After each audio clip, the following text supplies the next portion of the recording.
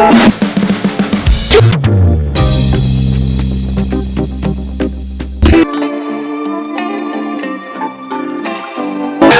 see her rolling up.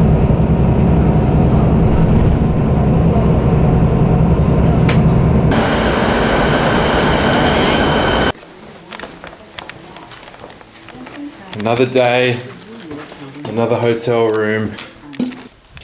So we've flown in this morning. It's Thursday.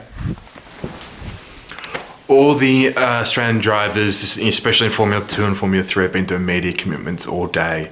So I'm going to run back to the circuit now and see if there's anything still going on, what is happening, and pick up my media accreditation, which is the most important of all.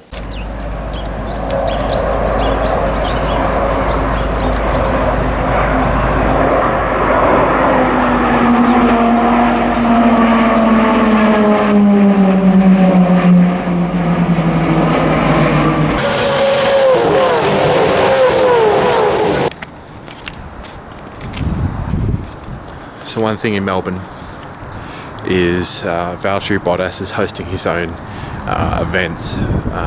Obviously he's come to love Australia, and so his gin brand, Oath Gin, has a hospitality tent at the Grand Prix and is hosting these dinner events. So I'm going to go check it out now and have a look around.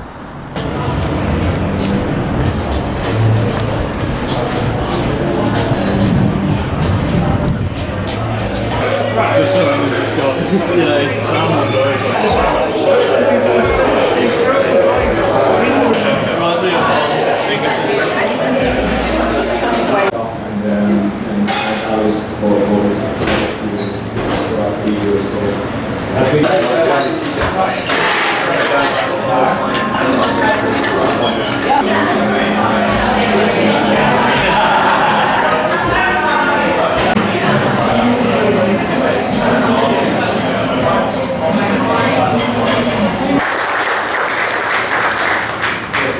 My side, thank you very much everyone for being here, and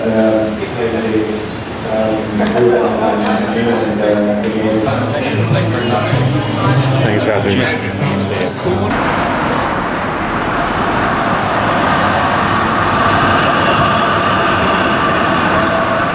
Wow. So, just got back and got changed and everything, and wow. So I rocked up at St. Ali, and I knew Valtteri was having his event there, but it was a series of, I'm going to say 4. So they launched the gin collaboration on last night. They had a dinner tonight, and then they've got drinks nights for the next 2 nights.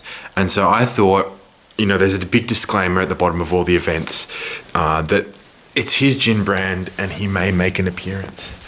But I didn't expect him to actually be there.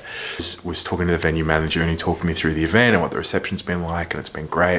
And he explained all of that to me and everything. And then I look over, and there's these people having these lovely 4-course meals, drinking the gin, Valtteri's gin. And then, I look over, and there's these people having these 4-course meals, and Valtteri is there. And I thought, okay, wow, he's here.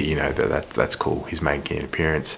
But no, he went around and he was spending time personally talking to every table, spending like 20 minutes at every table, him and his partner Tiffany. And they went around and had spoken to everyone, and then they could kind of come back to the bar, and they saw me, and they came up to me, and Valtteri was like, hey, how you going?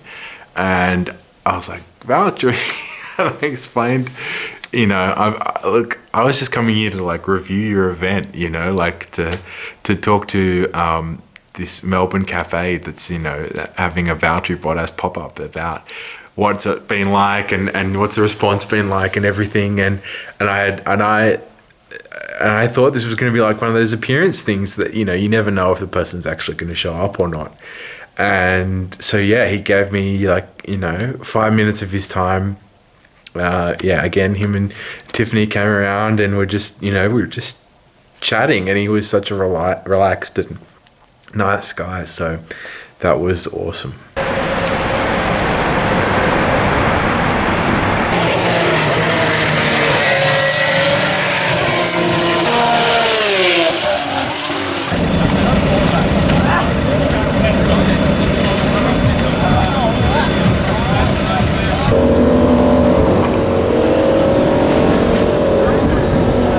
3 qualifying done.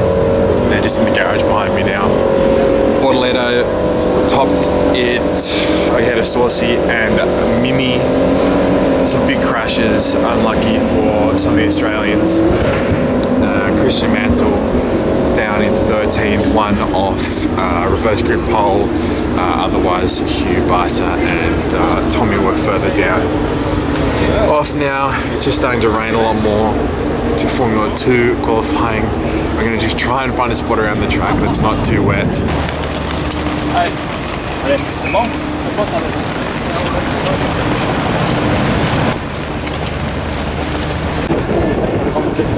So he was.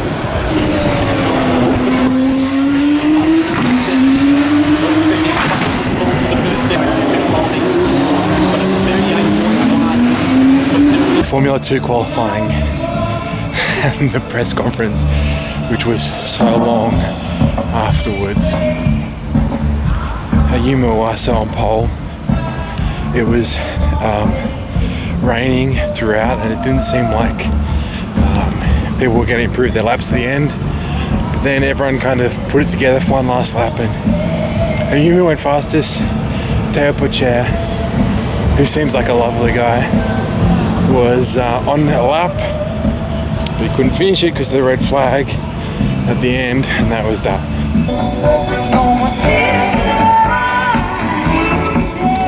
Saturday morning, Formula 3 just about to start the sprint race, and then Formula 1 practice 3.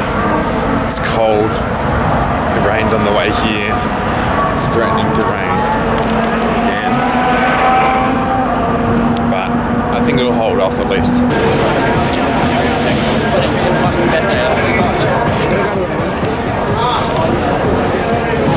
The new road platform, Ralph Lauren. So I'm heading down to turn 10, or the outside of turn 10, which is, I've got to say, one of the best areas to watch motorsport. So it's not quite, you know, Brocky's Hill or anything up here, but these ones, these spots up here get insanely packed, whereas down on the outside of turn 10, there's generally always a good chance of seeing the track. And a great view of the cars coming out of turn 10 and just flooring it down the back of the circuit.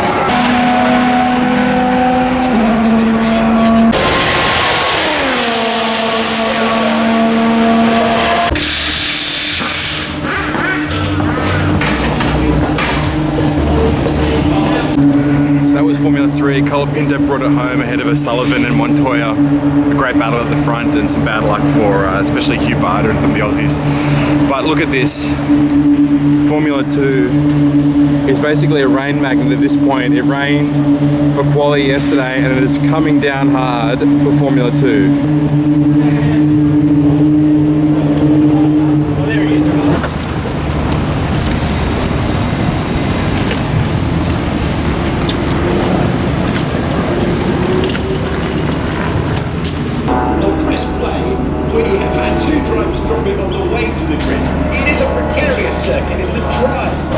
After all of that, the rain ended about 5 minutes before the race and they delayed the start after 2 drivers crashed on the way to the grid. Then it was tight but a bit of a train. In the end, Hauger, then Crawford, and then Maney. Jack Doohan tapped from behind while he was down in 12th, but he looked like he was pretty racy, but he was tapped from behind by one Manuel Correa, so he spun out and he stalled on the track. So yeah, pretty good race, but lots and lots of time behind the safety car. It rained in the middle, which kind of threatened us with a good strategy battle. Now it is time for Formula 1 qualifying, which the car's getting on track behind me, and we'll see which Red Bull goes first, I guess, or if anything else happens with this changeable weather. It's high. No worries, enjoy your wait.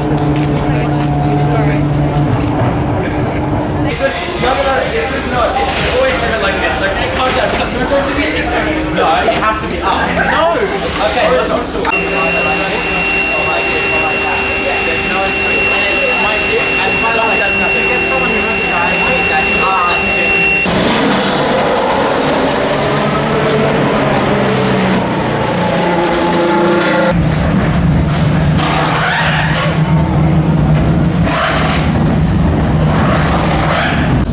Formula 1 quali done. Verstappen on pole. Perez was out at the start. Piastri knocked out, and Hamilton and Russell surprisingly back up the top.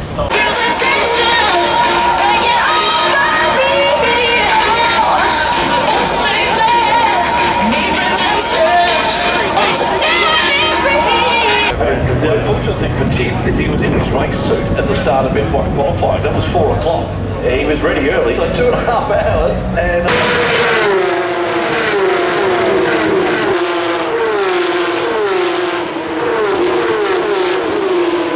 walked past scrutineering on the way out, and I thought something was going on in there. So look here, Franco Colapinto disqualified from the Formula 3 race, putting O'Sullivan, Montoya and Paul Aron on the podium.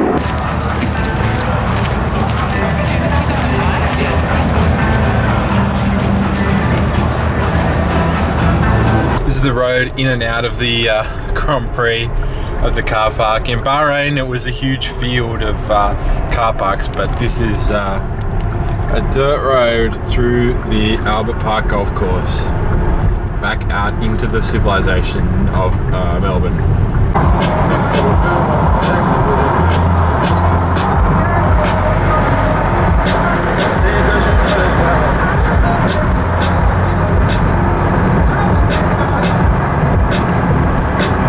Back at the hotel, just having a look through the implications of those penalties. End of the race, there was a 10-second time penalty for car 16, which was Luke Browning. So that was applied during the race, and he was pushed down to 20th. Then you have, after the race, cars 10, 11 and 12 have been disqualified. So that's all 3 MP Motorsport cars: Franco Colapinto, Murray Boyer and Johnny Edgar. Colapinto had won, Boyer was in 9th, and 12. Johnny Edgar was in 11th. And in 9th, Christian Mansell, which I'm going to say in the sprint race, points go down to 10th. So that is the first points of the season. Round 2, sprint race, first points of the season go to Christian Mansell in 9th for Campos. So the first Aussie on the board so far this season. Where does that put him in the standings? That brings him up to 15th. Quite the update. I want to see the reasoning for this penalty. This is the decision. During parc fermé checks following the sprint race, the keel on the bodywork of car 12 was different in its geometry from the spare parts catalogue and not in conformity with the Dallara user manual. Dallara, the manufacturer. Okay, so the reason that they MP Motorsports cars were penalised, you can see here these photos. So that's the keel. Now the keel is the front of the floor where it attaches to the underside of the chassis, underside of the monocoque, underside of the. So that is the front of the floor where it connects to the rest of the car. So you can imagine the driver is sitting in on top of that. Looks like the bit that connects into the front of the car it's definitely been cut, the whole thing. You can see it along there. And so they've got 150 mils to work with, and they believe that cut and that editing that surface is more than 150 mils and is the whole surface. And so if it's the whole surface, it looks like there's some edits as well on the underside there of the keel. Oh, I'd love to have seen these in person. But there's also, looking at these stewards' documents, Hugh Barter was under investigation. The contact between Ida Cohen and Hugh Barter was under investigation, with Ida Cohen going off the track and hitting the wall. 10-second time penalty has been converted to a drop of 5 grid places for Ida Cohen. Christian Mansell fined €500 for not refitting his steering wheel. into the points but fined €500. I know what I would rather.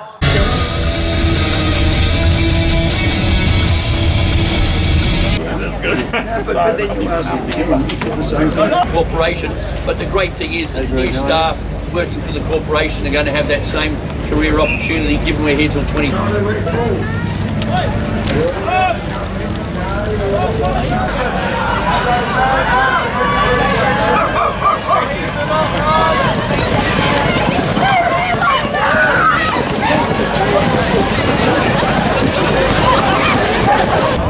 It's Sunday morning. Formula 3 has just gone out onto the track, and I'll just do a little tour of the Formula 3 and Formula 2 paddock. So coming up to the gates, it's a big U shape. I'll get in there.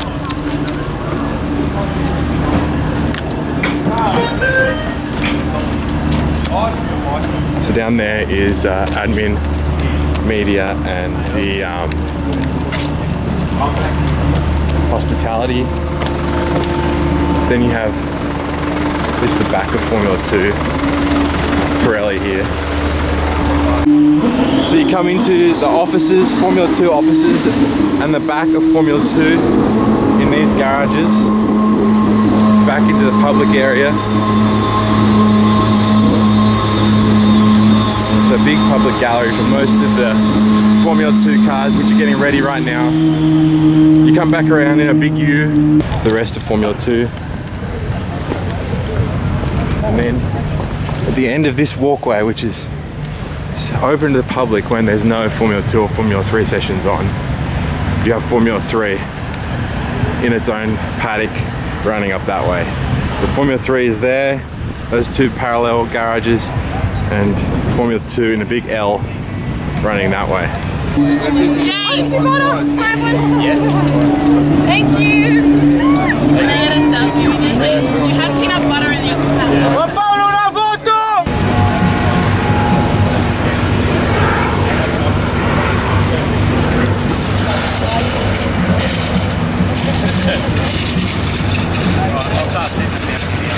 So it's a bit of a Dallara scrapyard down here in the Formula 3 paddock after that one. Bortoleto led at the front. Bortoleto, Sorsi, Mini, Bortoleto and Sorsi ran away after the last safety car from Mini, set about a 2-second gap. There is the paddock behind me. So yeah, Christian Mansell riding in 11th at the end behind teammate Pepe Marti. Then there was a bunch of issues at the end of the back end of the top 10. So it looked like he was going to get in the points for a second, but something happened there. Taylor Barnard snuck up into 11th or 10th, I think it was. Tommy Smith 13 and 15 for Hugh Barter. So it turns out he had a brake issue. We didn't see it on the coverage. We'll get some light in this shot. We didn't see it in the coverage. He had a brake issue on the first lap, and so his caliper was stuck on, so he couldn't steer, couldn't accelerate, and he had to pit to get that fixed, but was able to recover to P15 while everyone else crashed out in some pretty good racing, but a lot of incidents and safety cars once again. So that was Formula 3, and now it's time for these guys. Formula 2, just behind me there, and behind that tree, Invicta Virtuosi Racing, Jack Doohan, the most popular garage on the grid right now.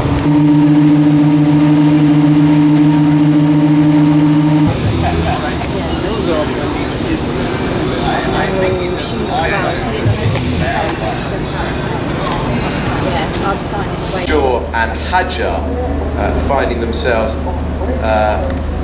I'm amazed they are letting the pack at any speed go past all of this on the circuit. I mean, it is. Looks like they're building. It looks like they're building that section of wall with the amount of cranes. I was delighted about that one. I wouldn't be. I bet Dams are too. The full team hug. I don't feel connected to it, so I'm driving as best I can with that disconnect, and I'm working as hard as I can to try and create that. So as the Formula 2 and Formula 3 is already in the crates ready to go, Formula 2, Hawassa, Porcher, Bocher was still happy even though he was second. He's a very happy man. It was a good race, incident packed, just like every other race. And then the Grand Prix, Max Verstappen takes out the Grand Prix ahead of Lewis and Fernando. Oscar gets points. We were praying at the end. The red flag restart was exciting. We were praying for more, but it didn't come about, so time to go home. Right, get back.